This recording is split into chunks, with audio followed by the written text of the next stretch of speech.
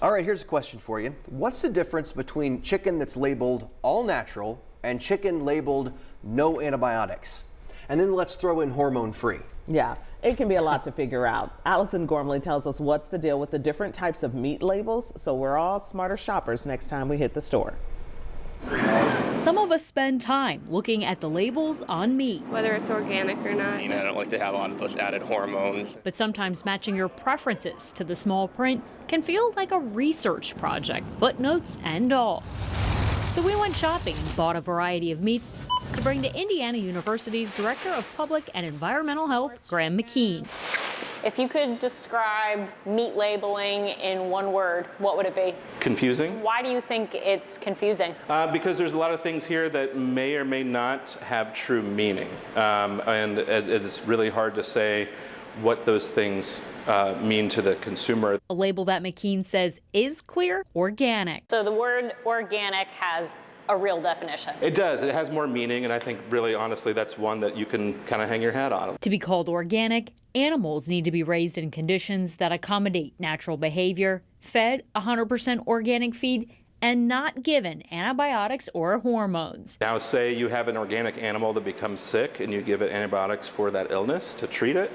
Well, now you can't market that animal as organic. But it can be marketed other ways, and it's up to you to read the definitions printed on the package. If we make the claim about natural, if we make the claim about humanely raised, the USDA says, well, you have to say what do you kind of generally mean about that? And that has to be on that product. All natural means no artificial ingredients and minimally processed. No hormones means they skip that type of growth product. But there's a catch. For beef, no hormones is optional. For poultry and pork, no hormones is the law. Pork and poultry products in the U.S.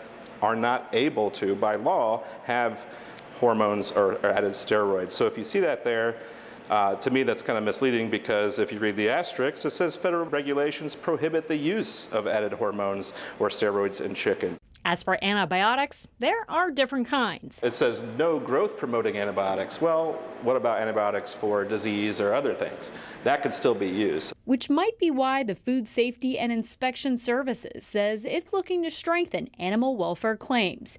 Right now, the agency says it's checking samples from cattle that are raised without antibiotics for antibiotic residue. The agency will also be revising guidelines to recommend companies strengthen their proof of claims, so our dollars are spent on definitions that we care about. Now, one of the ways that they can prove that claim is hiring a third party to go to the facility and inspect it. So if it says access to the outdoors, this third party, one of them is called the, I'm going to read this correctly, Global Animal Partnership, or GAP. They'll put a little stamp at the bottom, but that says somebody else other than the government has gone in and made sure everything is lined up. Okay, wow, that is super helpful. Thank you so much. A lot of information. Yeah, we got it online if you want to check it out again. Hey.